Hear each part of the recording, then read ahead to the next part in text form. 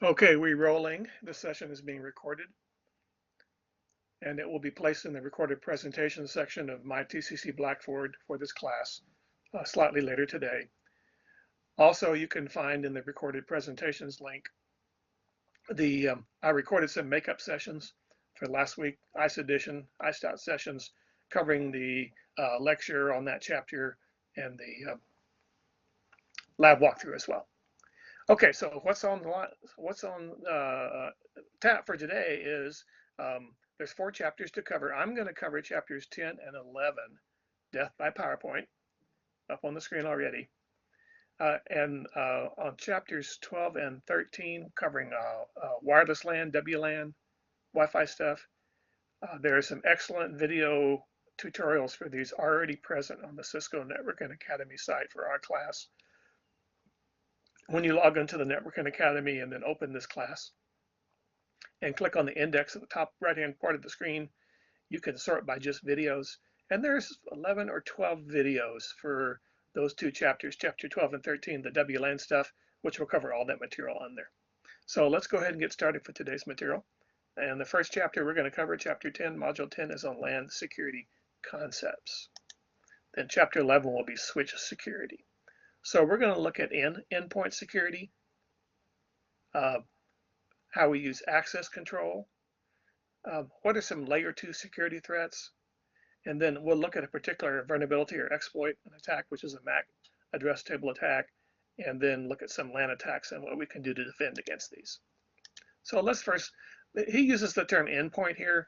Back in our fundamentals class, we had a definition of endpoints in devices and intermediate devices, where an end device was like a desktop PC or printer, something that either started the flow of information or received the flow of information.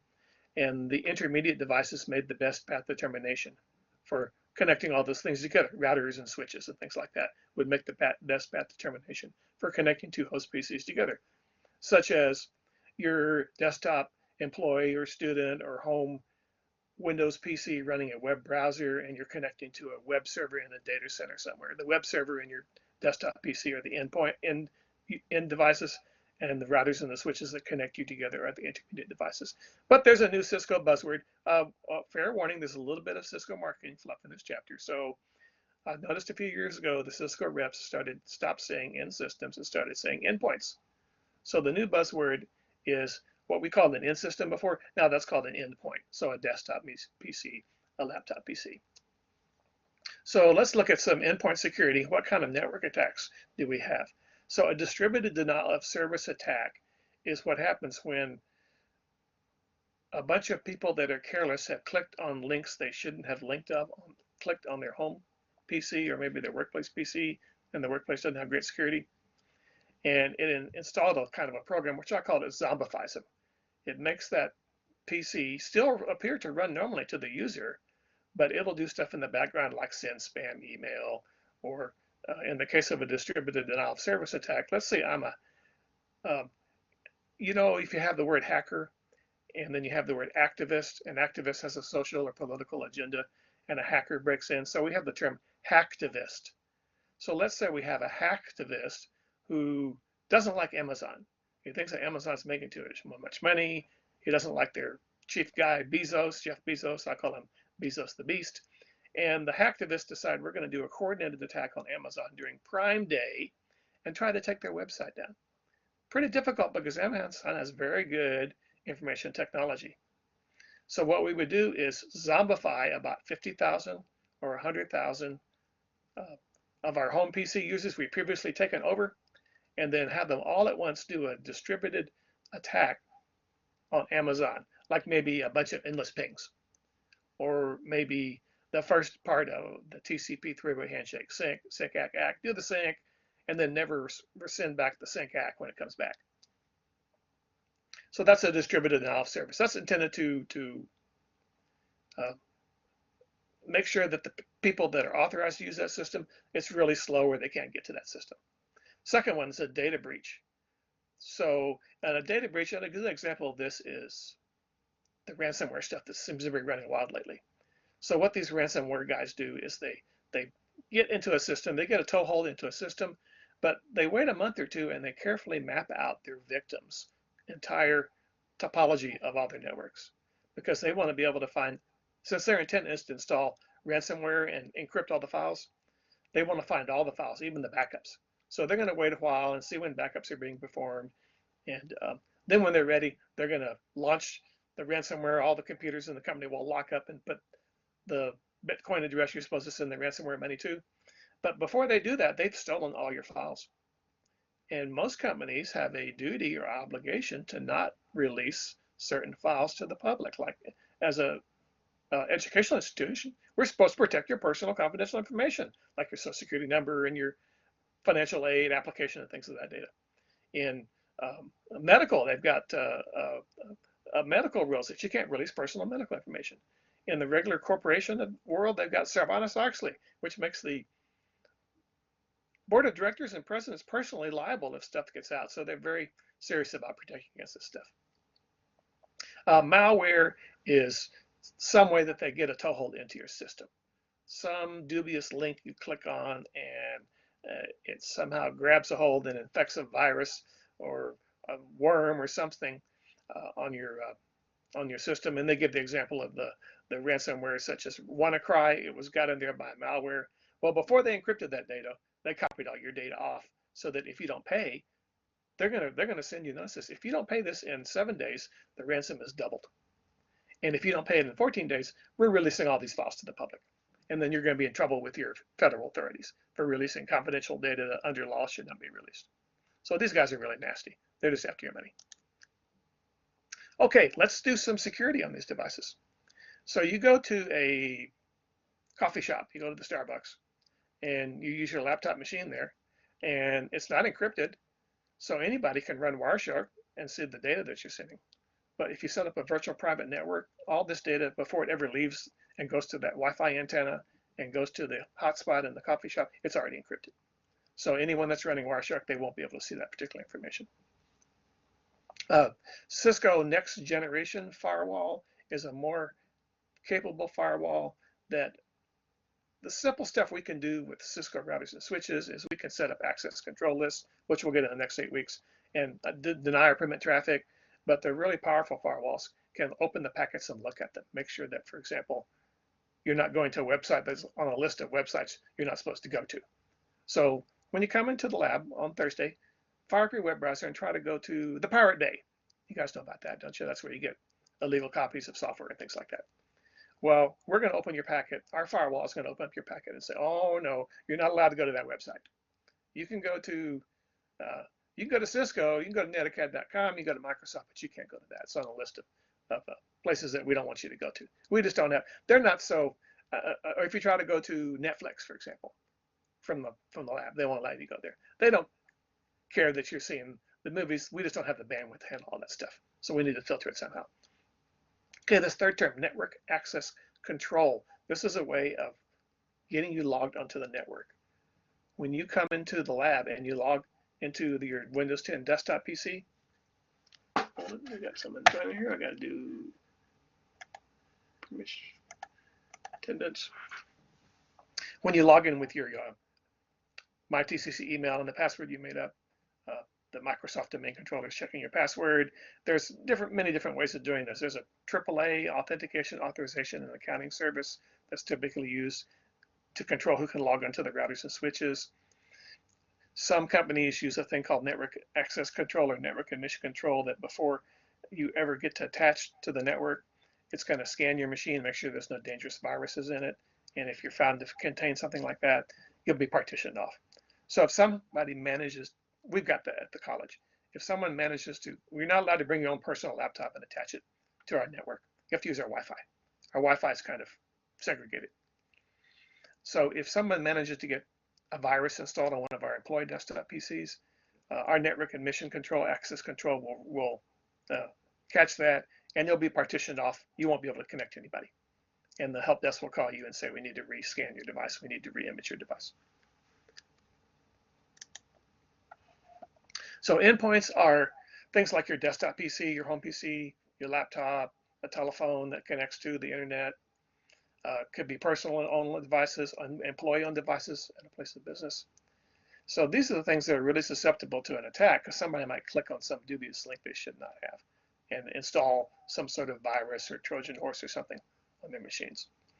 Now we can use host intrusion protection systems on these particular devices. Like for example, Microsoft Windows includes something called, includes a antivirus program. It's very good. It's very excellent. They update it all the time. Microsoft Defender. And you can buy third-party virus protection programs from other people as well. So these help protect against virus programs, malware programs, things of that nature. So at the school, what we've got is we use a Cisco-based, it's called AMP, A-M-P, and it protects all of our endpoints, all our student PCs and employee PCs against something trying to install a virus upon them. Okay, I warned you about a little bit of Cisco marketing fluff. Here's a little bit of it. Cisco Email Security Appliance is something that helps protect against emails. So it scans all the emails going in and out and checks if the email is like coming from a known bad actor in the Ukraine or something like that, and they know they're trying to install ransomware onto the system. So they can block the threats that we know about, and also check for threats, new threats that we don't know about yet, to look, look at the pattern of them, look at the template that they have, and try to prevent them from infecting our systems. So we don't, if your system gets infected, we're just going to partition your system off of the network, and we'll come and re-image it and erase it. So Web Security Appliance is another product that Cisco produces for getting onto the internet. So you can use you can program which websites are allowed and which websites are not allowed. We don't use at the college, we don't use Cisco firewall. We use Palo Alto, which is probably regarded in the industry as one of your better firewalls. And it checks web traffic going in and out and everything going in and out of the network to see if it should be allowed to pass or if it should be blocked. Now let's look at access control. You have done this a million times with, turn the pencil on here, with this thing here. We have configured our router or our switch, and we want to protect access coming in through the network connection. So we type line VTY 0 through 4, or maybe 0 through 15 if it's a switch, and put in the password Cisco and log in, and that sets that password up. That is, for purposes of Telnet, that's not very strong because Telnet and FTP traffic are not encrypted. They're plain text, including your name and password. So if it's within a lab or something like that, there's no issues with information getting out. But on a production network where we use any type of remote access control, we want to use Secure Shell SSH because it encrypts the name and the password. It encrypts everything. So nobody can see anything that's going in and out. So this second trace here, this second print shows how you would, and we've done this previously in the lab, set up a router or a switch so that you can log in with Secure Shell instead of Telnet. Now, there's a problem. If I only have one router and one switch, well, I don't have to configure the passwords on 2 devices. But what if I have 200 routers and 1,000 switches? Do I want to go into each one of these individually and type in all these lines again and never make any mistakes? So as an alternative to that, there is a method that we can set up. It's very similar to when you come into the lab and log into the desktop PC. A Microsoft domain controller checks your username and password, make sure you put in the right password, and it gives you access to what the limited access that students get on the system. If you're an administrator or a faculty member, you get the more advanced access that faculty and administrators get. So what we can do is set up something similar to a Microsoft domain controller and put the names and passwords and users on it. And if I want to log into any one of my 200 routers or 1,000 switches, they won't check my password. Instead, they will send a message to the AAA server and he will check my password, just like your desktop PC sends your name and your password to the Microsoft domain controller and he checks your name and password and grants you access to the system if you put in the correct password. So AAA authenticate. What is authenticate? Are you who you say you are? Well, if you are who you say you are, you will know the password. what they can do when they are there. What are you authorized to do when you're on the network? Where if you're a student, you can't, issue yourselves $1,000 tuition refund checks and change your transcripts to all A's. You don't have the authorization to go to those files. If you're the registrar, well, yes, he can change your grades for you. The bursar, he can put in a transaction and issue you a refund check if you cancel a class or something. And accounting is when you're on the network, what are you doing? Log files that track what you're doing. So if someone comes, if we see some weird transactions taking place at Sunday morning at 3 a.m. when the registrar's office is closed, we know, well, maybe someone's hacking into the system and they're doing something. So the accounting files allow us to log and see what's going on with that. So we can store usernames and passwords locally in a network device. And that's okay for small networks. But for a large network with 200 routers and 1,000 switches or bigger than this, we're going to have a dedicated server. Just like we have 100,000 students, we have a dedicated Microsoft domain controller server that checks your name and password when you log into the system. So in a server-based authentication, the server contains everybody's usernames and passwords. And there's two methods of using this. One's called Radius and one's called Take Hacks that are protocols. One is UDP and one is TCP based. And these are used to communicate with the AAA server and check your name and router. So if you have lots of routers and switches, a central server is better than storing individual names and passwords that are duplicates on lots of different devices. So AAA authorization, it doesn't require the users to do any additional steps. They just have to put in their name and password. And much like when you log onto the Microsoft system, you can do some stuff, you can't do other stuff because you're student level access. So the authorization sets up what are you able to do. For example, we could give the help desk staff the ability to log into the router and do a show routing table and make sure there's no problems, but they can't try to fix things. But the IT technicians and engineers, they would have a login that would allow them to actually go in and fix problems because that's their job, to fix something if it shows up. You need to reconfigure the device. So accounting is like log files. On a Microsoft computer, you can go and look at the system file, log file, and the security log file and see transactions that have happened on that particular computer. If you want to learn more about Microsoft stuff, we offer some courses on Microsoft workstations and servers, like ITNW 1454 is our server course, and you can learn how to install servers and check the log files and security on them. So AAA accounting would look at this usage data in a log file and see, what is he doing? When did he log in? Oh, it was 3 a.m. on Sunday. I don't think he was there then. Okay, 802.1x is a port-based standard, which is based upon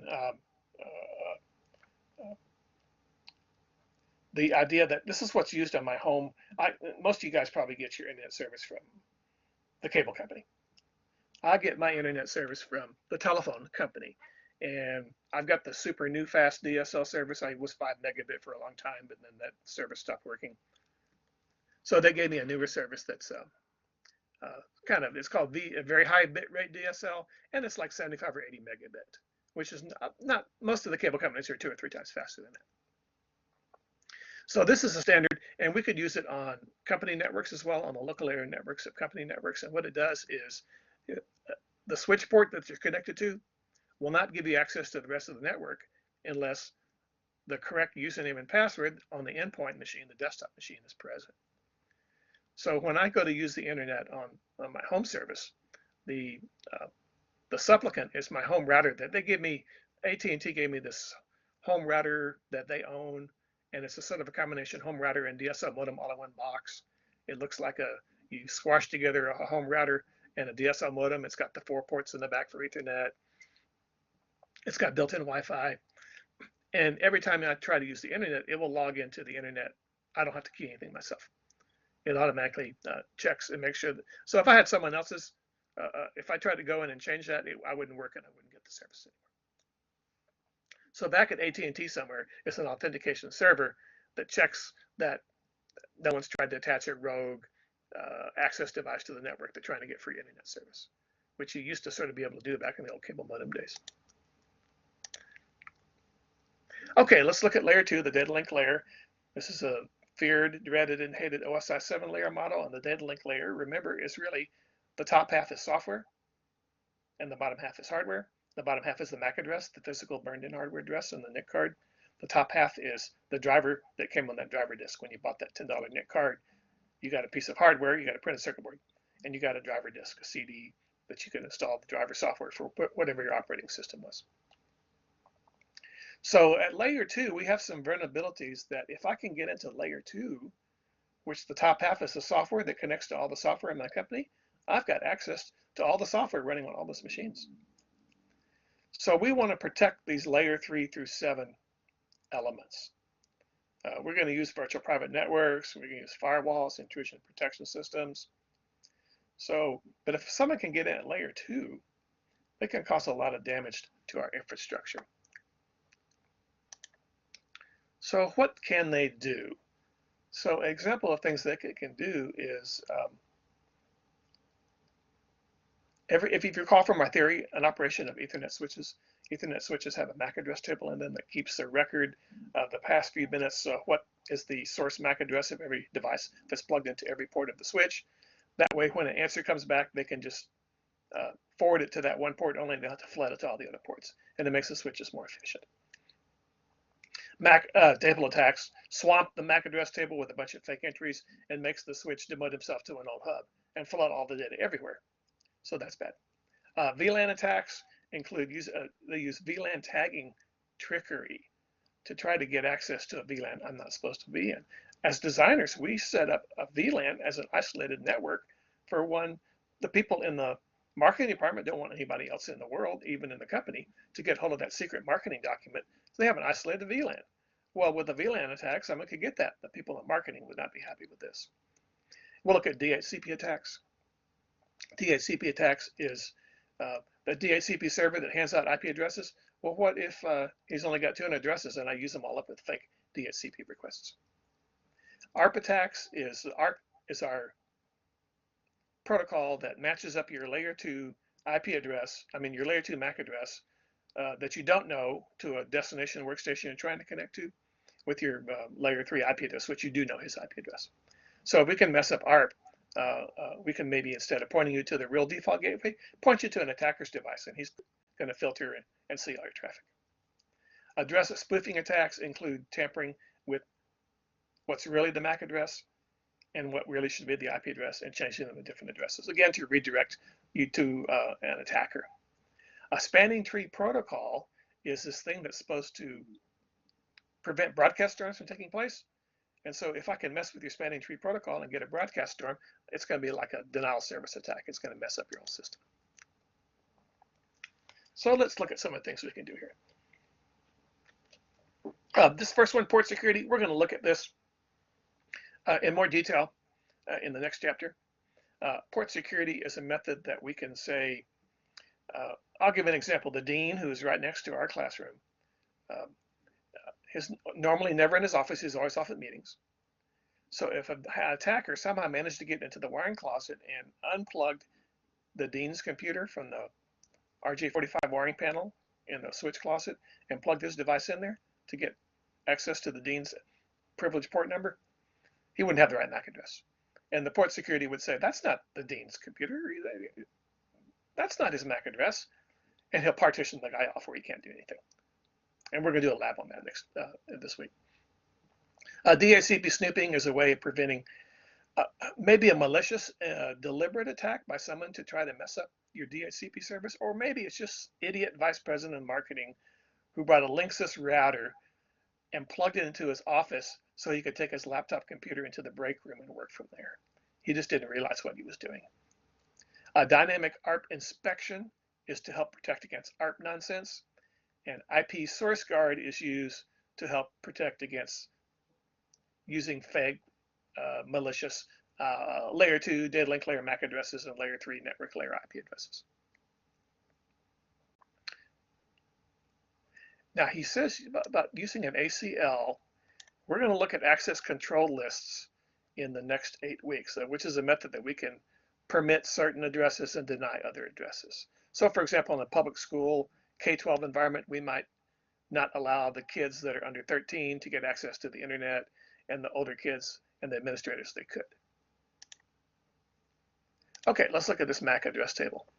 So layer 2 switches build up this MAC address table. Here's an example of a 4 ports of a switch. Have got 4 devices attached to them. They have all have unique MAC addresses. He's learned them dynamically. So they're stored in memory, and they're held in memory for about 5 minutes, and then he erases them. If I can flood that MAC address table, because MAC address tables don't have unlimited entries, and they normally have more entries than there are ports on the switch. So our ports in the lab have 26 ports, but they have like 4,000 entries in the MAC address table, because you could plug one of them into say a switch in another room or an old hub in another room, and you could have more than one MAC address associated with one of the switch's ports on that particular device. So what I can do is send a bunch of fake source MAC addresses until the MAC address table fills up, and then normally the switch is only going to flood unknown unicasts, which is an IP address with a destination address. He hasn't learned the destination MAC address yet, or broadcast that gets flooded out all the other ports. But if I fill up the MAC address table, he can no longer do that. He has to flood everything to everywhere. So now this black hat guy, the threat actor, the malicious intruder, the bad guy, he now can see all the data. And he didn't have to unplug the DIN. He just found a spare port on the switch and plugged into it so he could hear all the traffic.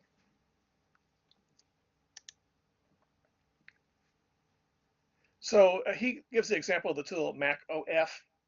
It can overflow the MAC address table. Now we've got our little $500 switches, our Cisco 2960 switches.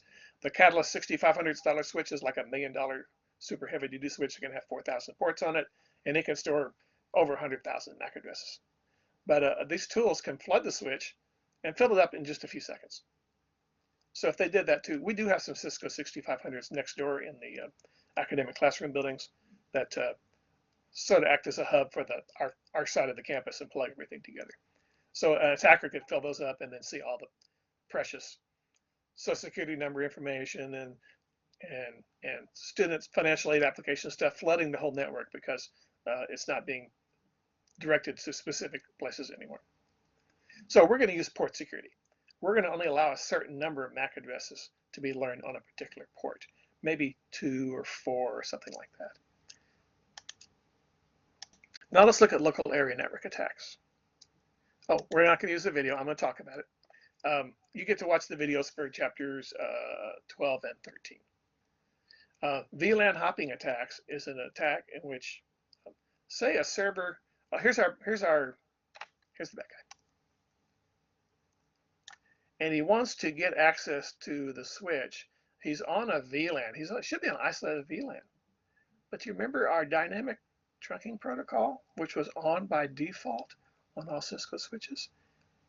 If he configures his PC to act like a trunk, he can trunk up to that port number he's plugged into. It'll stop being an access port assigned to VLAN 10 or whatever, and it'll start being a trunking port. He can hear all the VLANs because the trunking port it commingles all the VLANs, and it uses VLAN tagging so we can tell which one goes to where. So that's a VLAN hopping attack. How do we prevent that? Remember I told you guys I don't like to use mode auto or mode dynamic auto or dynamic desirable. I would prefer to say switch port mode trunk and switch port no negotiate to turn off DTP, so you can't do this. So here's a double tagging attack scheme here. He sends the double tag 802.1q frame, and no one had configured that switch port he was plugged into to switch port no negotiate. So he's able to configure the switch port to become a trunk port.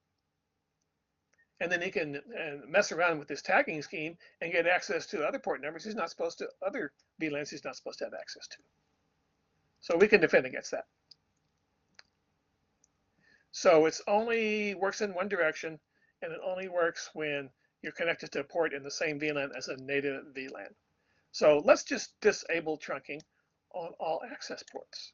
We're going to say switch port mode access and switch port no negotiate. We're going to do the same thing on all trunking links. Switch port mode trunk, switch port no negotiate.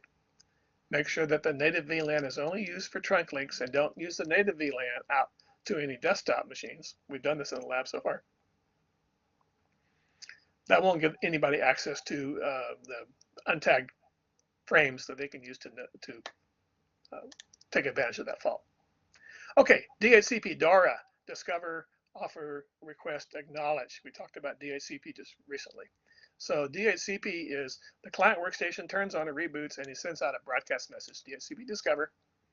The server hears the message and he says, I have something I can offer you. Then the client says, I can accept that offer. And then the server marks down that he's using that IP address right there. And he'll put that in his list of addresses that have already been allocated. He won't try to give it out as a duplicate IP address to anybody else. That's how it should work normally. Now, some companies will set up more than one DHCP server in case one of them crashes. Something could be Microsoft Windows server. Microsoft server crashes all the time. So that way, even if one server is down, you can still get it from the other one. Same thing we do with DNS. We normally have 2 DNS servers. So if one DNS server doesn't answer your request, you'll go to the other one. So the starvation attack is I want to gobble up all of your legitimate scope of IP addresses. So I'm going to, even though I'm one workstation, I'm going to try to get the 200 addresses that are in that scope and get it. A DHCP spoofing attack is where I want to be another DHCP server that's not supposed to be on the network. And I can give you things like, how about the wrong default gateway? And that wrong default gateway is an address I control, and now I can see all your traffic as I relay it back and forth. To you, everything seems to be fine. But to me, as the bad guy, I'm seeing all your traffic. I'm not supposed to see that. Only the legitimate default gateway router is supposed to see this.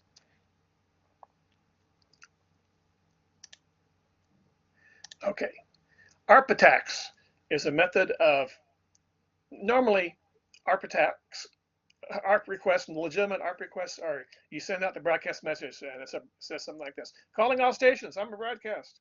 If your IP address is 1.2.3.4, send me back your MAC address because I want to send you something.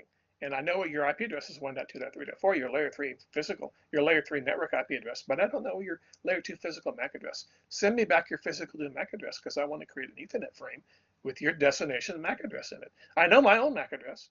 I know my own IP address. I know your IP address. I just don't know your MAC address, and I need that to create that Ethernet frame so I don't have to do this noisy broadcasting anymore.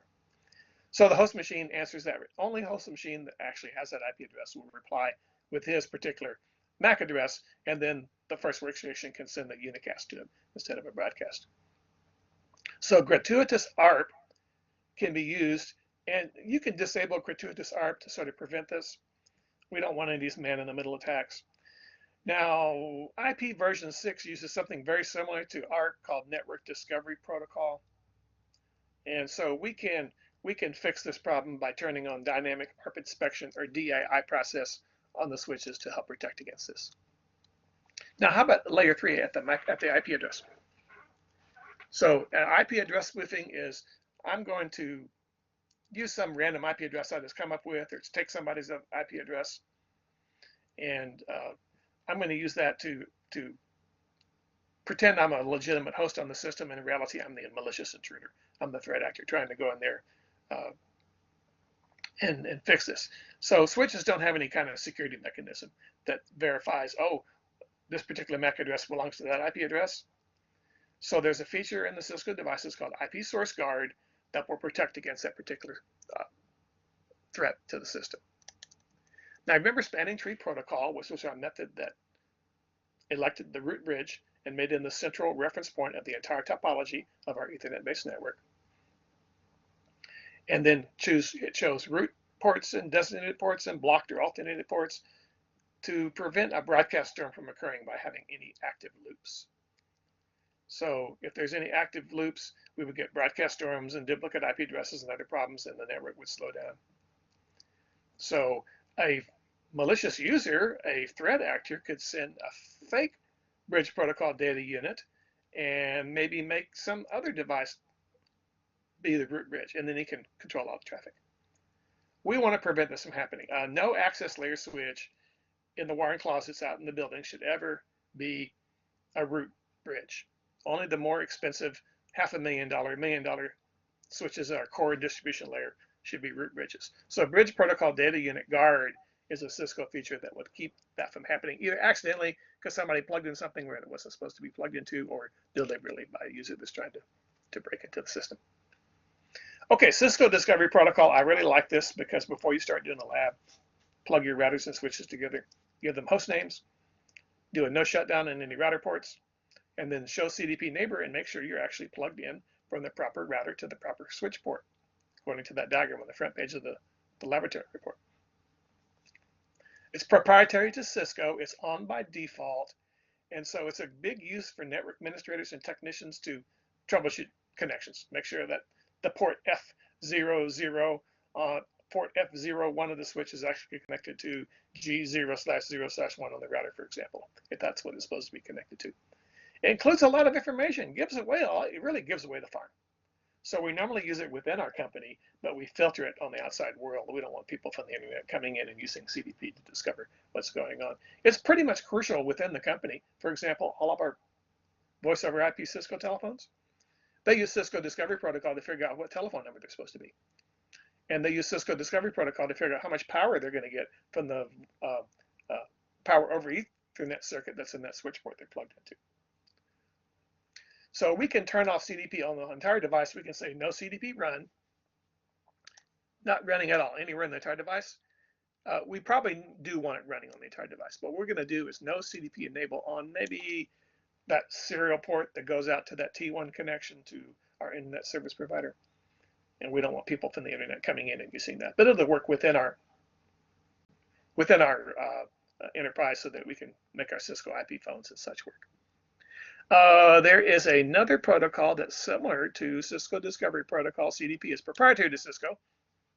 Link Layer Discovery Protocol is open standard and everybody supports it. So we're able to configure Link Layer Discovery Protocol if we have a mixture of different manufacturers' devices. So you could have a Cisco router and a Hewlett-Packard switch, for example, and they would be able to show CDP like neighbor with show LLDP neighbor back and forth between them. Okay, let's see. I think that's it for this chapter. Hang loose, and I'm going to bring up the other chapter. And let's look at switch port security configuration. So one of our very powerful tools that we can use is switch port security. And what we can do is, they've had you do this in the labs now for a little while. And what you do is maybe using ports 1 and 5 and 6 on a switch, and they have you shut down all the other ports. So if I can do a shutdown command on a port that's not plugged into anybody right now, if someone manages to sneak into the wine closet and plug something into that port, there'll be no access to anything. So I could use a command like interface range fast Ethernet 0/7 through 24 and turn off all those ports that aren't being used. And then we can type no shutdown, and they'll all be shut down at the same time. It's much easier than going to 20 ports one at a time and issuing the shutdown command. If I need a port later, I'll just use the no shutdown command and add it back in if I need it now. We talked about MAC address table attacks already.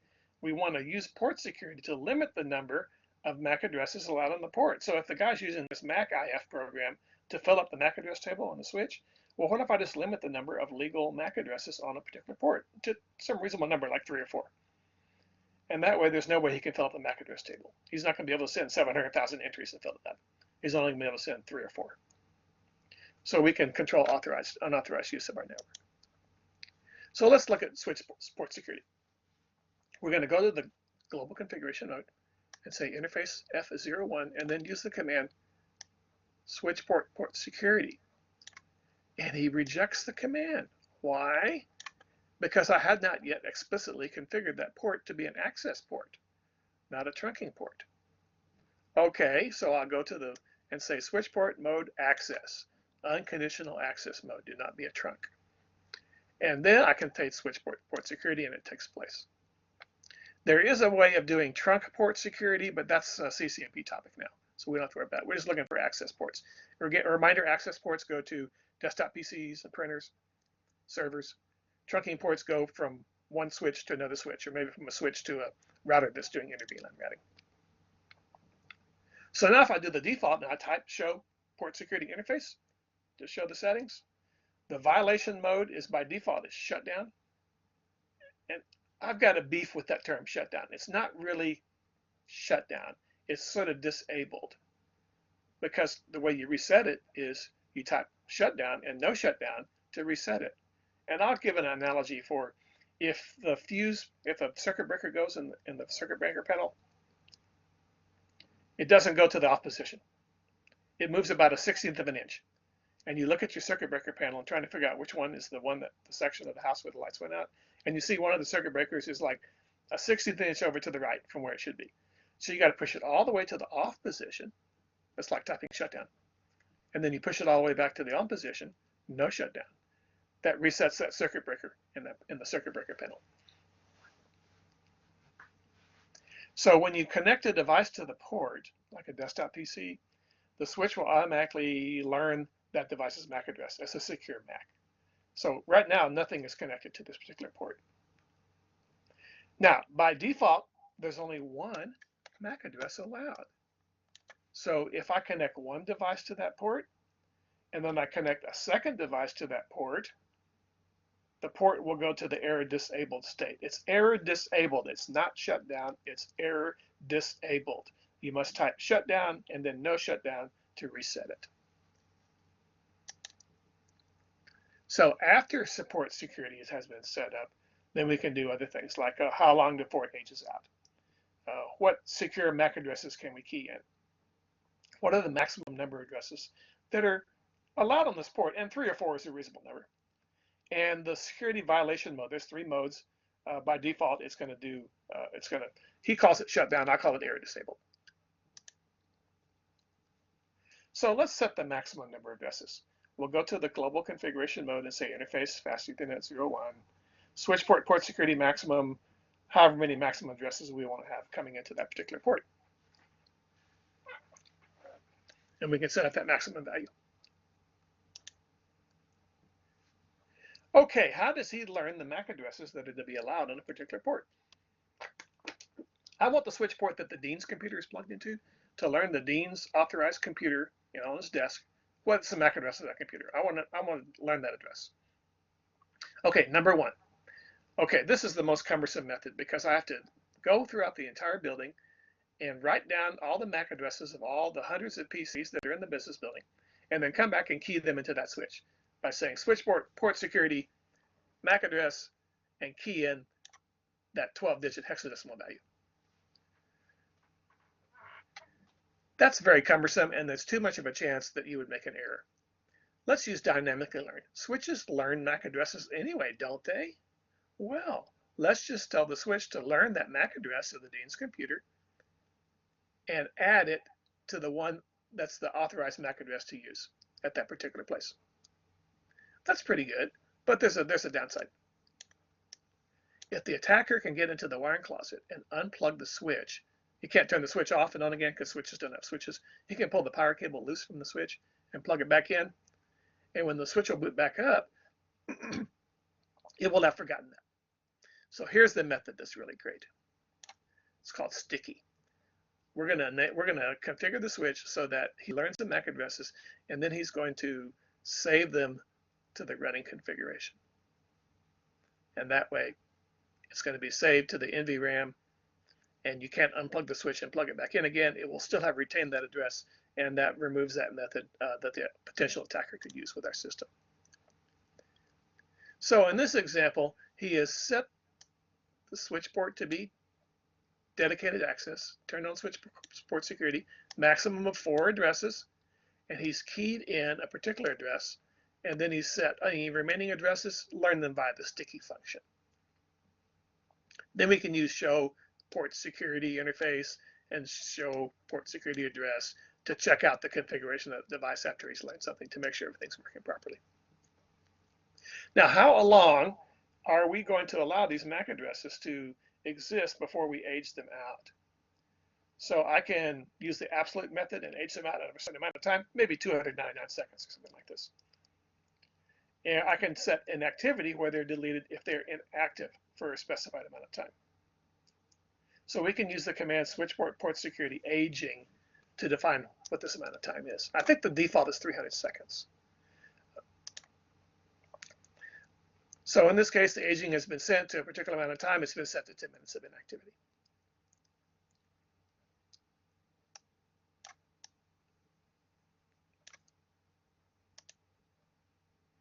Okay, here's our 3 violation modes. The default is what he calls shutdown. It's not shutdown. If I type shutdown, the light goes out and the port is completely disabled. It's in the error disabled state. As a matter of fact, if you do a show interface status, it'll say it's error disabled, error disabled. If you do show interface, it'll say it's error disabled. That means a security violation has occurred and the port is not transmitting any traffic anymore.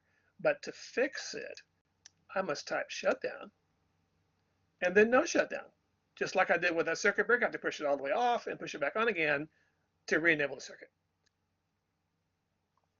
The second possible mode is restrict mode, and this will drop packets until I remove a certain number of addresses. And what is this Syslog message? We haven't talked about Syslog yet, have we? Syslog is like that. When I talked in the last chapter about the security file in Windows accounting, authorization accounting, the Syslog message is a log message that prints out on the screen, and then you can send it to a Syslog server because it's going to vanish off the top of the screen. We'll have a lab on that in the next 8-week course. And then the least protective is the protect mode, and no Syslog message is sent. So you have a choice of any one of these 3 modes. So this administrator has changed the security violation to restrict. He uses the command violation restrict, and then we can see the violation mode when we do show port security. It's been set to restrict. Okay, here we set error disabled. When the port is shut down, it's not really shut down. It's error disabled. It's fingers in the air, shut down. It's really in the error disabled state. No traffic is sent or received on that port. It's kind of like if you shut it down, no traffic is sent or received on that port. But it has to be, if it was shut down, I could type no shutdown and bring it back up again. No, it has to be shut down, and then you have to type no shutdown to bring it up on the example again. And you'll get a message on the screen. Oh, we've had a violation, the security violation on this on the port F18. We've put it in the error disabled state. And then when you do show interfaces or show interface status, it'll show you that it's error disabled. So show interface, it's down and down. It's not administratively down. When I type shutdown, it's administratively down. This is not shutdown. It is error disabled. It is not transmitting any data at layer 1 or layer 2. And then the administrator can fix the problem, and then to fix it, to bring the port back up after he cures the problem, they'll type shutdown and then no shutdown to bring it back up again. And nothing confusing about all that. So we can check this with some show commands. We can type show port security, and we can see that the interfaces are configured the proper way that we set them to be, and no errors have occurred. And the command show port security interface, we can zoom in on one interface, like in this case, the number 18 interface, FA0/18, and see what the settings are for that particular machine, for that particular port number. Now, I want to look at the show run and see that port 19, but I don't want to see the whole 3 pages. So there's a little trick in the iOS. You can type show run, and then what I call the pipeline character. It's, let's see, on my keyboard, it's just above the return key, and as a, if you type, if you don't hold down the shift key, it's a slash, a reverse slash. If you hold down the shift key, you get this pipeline character. It's like a solid line. Then you can type B or begin, interface fast Ethernet 019, and it'll zoom down to that part of the show run that just has 19 and show you the lines that are with it. You can abbreviate the B to begin, or you can use I for include, and you'll get the same thing. If I want to look at all the secure MAC addresses, I can do show port security address and see all the ones that are set up as with security. In this case, port 18 and port 19 have been set up, and it shows their MAC addresses, and one's secure sticky, which is my preference, and one's secure dynamic, which will be forgotten if the attacker unplugs the switch and plugs it back in again. Secure sticky will not be forgotten. It's saved to the NB RAM. Okay, let's look at Vlan attacks. I want to do a Vlan attack and spoof some dynamic trunking protocol messages from my desktop PC to the switch port, which is probably configured to be switch port mode access, or maybe we never configured it at all. And I'm going to do dynamic desirable, and I'm going to convince that port I'm plugged into to stop becoming an access port and start becoming a trunk port. And now I can see all the VLANs, not just the one I'm supposed to be connected to. So I can send any traffic to any VLAN. I can't do that normally if I was desktop PC. I can only send traffic to my VLAN's default gateway, and he'll determine whether he's going to deliver it or not. I can also bring in any switch that supports trunking, plug it into my desktop port under my desk that's supposed to be my desktop PC, and configure it to be a trunking port and turn on trunking. So if someone hasn't configured the switch port I plugged into to not allow that, switch port mode access, switch port mode negotiate, then I can set up, bring up a trunk port and use that for double tagging attacks on the rest of the company. So let's fix this so that's not allowed. I'm going to disable DTP. I'm going to say switch port mode access. And I'm going to say, step 2, I'm going to disable unused ports, put them in an unused VLAN, like a garbage VLAN, like our 999 that we use in the lab. Do that in this step. If it's a trunking port to go to another switch, I'm going to use switch port mode trunk. I'm going to disable trunking on trunking ports by saying switch port no negotiate. Now you can also do this with the access port. You can say switch port mode access, and then as insurance, switch port no negotiate. You don't want anybody to convince that access port that should go to some employee desktop PC, but you brought in a switch you bought off eBay, and then you're going to ruin the company because it's got the weird type of BGP in it or something. So we want, for protection, we should do this. I can set the VLAN to a different VLAN other than VLAN 1. We do switch port trunk native 1000, for example. The garbage VLAN or parking lot VLAN. Okay, dynamic host configuration protocol is the thing that legitimately should give out IP addresses that are good IP addresses within our company, and we'll have a scope, a range of addresses that we need within the company with a little bit more than we really need. And a Dhcp starvation attack is going to gobble up all of those valid addresses and prevent our legitimate people from getting access to the network. So we can do this by configuring the gobbler program to use a different Ethernet address. So we can disable against this, we can protect against this, we can mitigate against these attacks by using a Cisco feature called Dhcp Snooping. And what we're going to do is configure Dhcp Snooping so that it only trusts Dhcp traffic from the server from certain trusted ports, not from the vice president of marketing desktop PC when he bought a Linksys router and plugged it into his system, plugged it into his port, and then took his laptop to the break room, to the employee break area. Yeah, it's going to work fine for him, but that Linksys Dhcp server is going to give out worthless 192.168 addresses to everybody in the company because it's not the address that we use within our corporation. So Dhcp snooping is going to take these untrusted ports, which is not a switch-to-switch port connection, but a port that goes to desktop PCs. So devices that we control, we're the IT people, we control and engineer and do all the technical work on routers, switches, and servers. Those are trusted sources. Trusted interfaces like trunk links between switches, server ports, we're going to configure those as trusted. All other ports we're going to leave as untrusted. So if somebody brings in that Linksys router and plugs it into the system, it's not going to wreak havoc on the network. So the Dhcp table that's in that Dhcp server, Dhcp service is going to work by looking at your MAC address and issuing you an IP address, and they sort of bound together, and then they know who's authorized and legitimate, who is not. So let's turn on Dhcp snooping. We're going to go into the IP Dhcp snooping in the global configuration mode on all those ports that actually go to uplink to the distribution and core layer switches that go back to the data center where our real Dhcp authorized server is. We're going to mark those as trusted ports.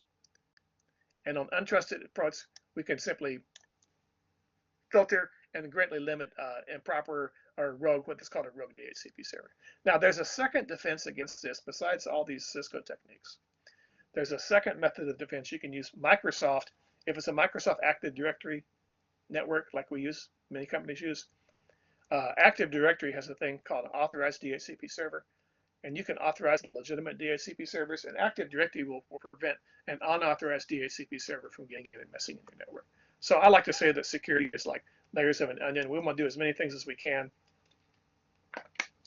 So if I was running a Microsoft network with Cisco devices, I would use these measures on the Cisco devices and go into the Microsoft domain controller servers and set them up to only authorize the legitimate DHCP servers and not recognize the ones that aren't supposed to be there.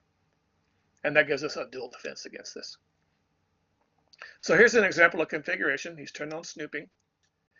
Interface F01 of switch 1 goes to the DHCP server right here. That's a trusted port. That's the authorized DHCP server we want to use. Now we don't, here's the idiot vice president of marketing's computer. He could unplug that computer and plug in a Linksys router just because he wants to take his laptop into the break room and use it.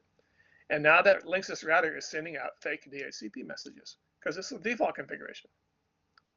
Well, this port 5 he's plugged into is an untrusted port. Yeah, I didn't mark it as trusting. It's not trusted. And in addition, I've gone to that port 5 and I'm saying, let's limit these requests and filter these requests off the network so it doesn't consume so much bandwidth. And then we can enable the DHCP snooping on all the VLANs that we use in our company. So we protect it against someone plugging. You never know what the users are going to plug in there. They're going to plug in the switch and from one port, from one cube to another cube, then create a STP loop. And if we don't protect against that stuff, we're going to have big problems. So I can type show IP DHCP snooping, see that it in fact is enabled. It's enabled on the proper VLANs. And it's doing all the particular configuration that we're supposed to do. Okay, let's look at this ARP function. And again, the function of ARP is to learn the layer 2 MAC address of a destination host so you can synchronize it, associate it with his layer 3 IP address. So you can put something, a layer 3 packet in a layer 2 frame and address it to him. You don't want to address it to a broadcast address. So we want to prevent ARP spoofing, ARP poisoning. We want to only make sure that valid ARP requests and replies are used. So dynamic ARP inspection, DIA, requires that we turn on DHCP snooping, which we want to do anyway. It's good practice. And it helps us by, we don't want no gratuitous ARP. No one uses that anymore. We're not going to do this. And we're going to make sure that only legitimate ARP traffic is sent and received. And if there's any problem with excessive amounts of traffic of fake ARP spoofing, we're going to error disable that interface, force it to be reset. That brings it to the attention of the network technicians and engineers, because when the port's error disabled, people will complain that it's not working anymore. So we should do this globally throughout our entire network. We should do it on all the VLANs that we use. We should do dynamic ARP inspection on selected VLANs. Might as well do it on all of them. And then we're going to configure our trusted interfaces for DHCP snooping and ARP inspection. So if this is a DHCP server here, here's a trusted port to the switch port. This is maybe a real bad guy. Maybe it's just a vice president of marketing who has no technical skills, and he's really messing up the network when he brings in that Linksys router. So that Linksys router will not be able to give fake DHCP addresses to the rest of our system. So configuration example here, we're going to type IP DHCP snooping, turn it on VLAN 10, turn on ARP inspection, because we have to do DHCP snooping before we do ARP inspection.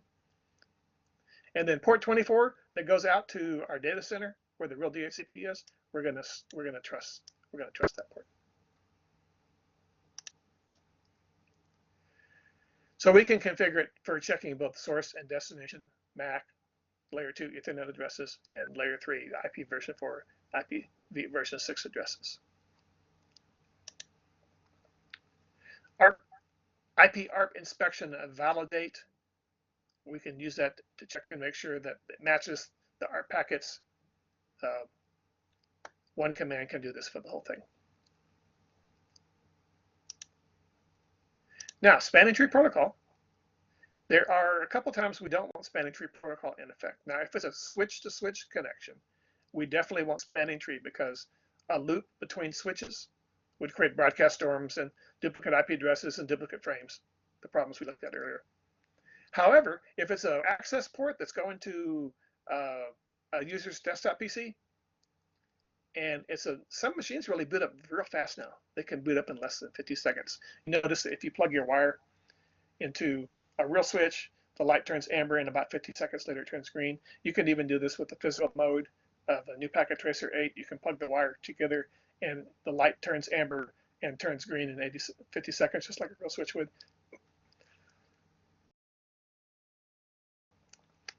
So if we have some ports that are going to end users, like a server or a desktop PC, and maybe it's the chief financial officer who's got a new laptop that, they have some laptops now that boot up in 2 seconds.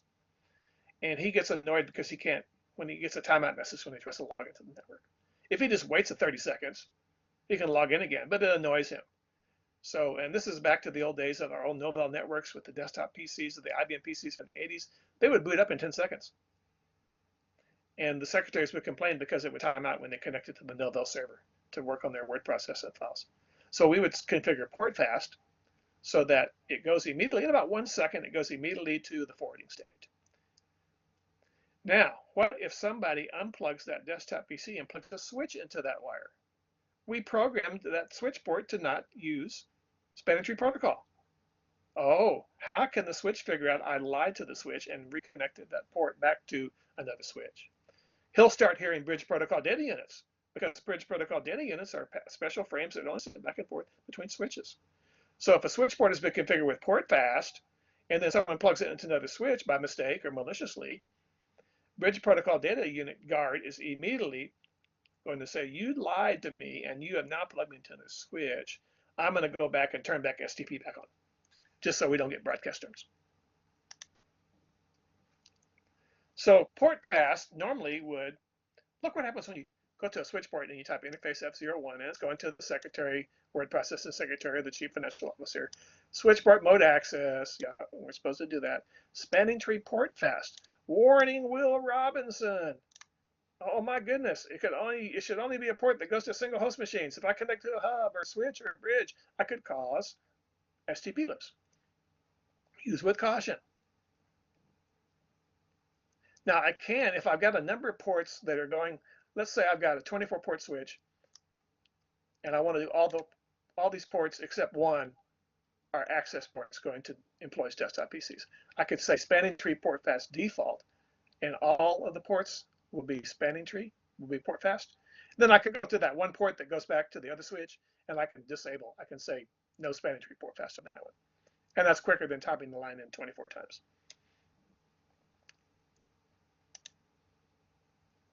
Now, let's do show running configuration and begin span and see which ports are running port fast. Or we can type show spanning tree summary and see that to make sure that the proper ports have been configured.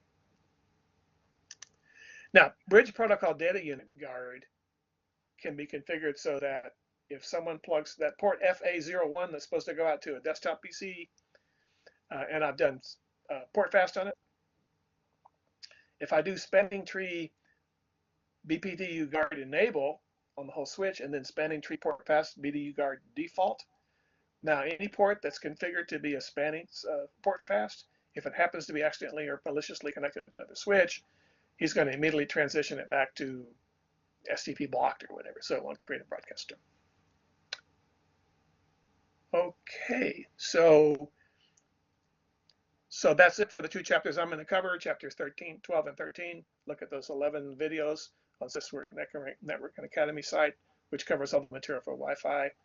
And then Thursday we'll meet in the lab, and we're going to do the switch port security lab for this particular week. Okay, hang loose a second. I'm going to stop recording.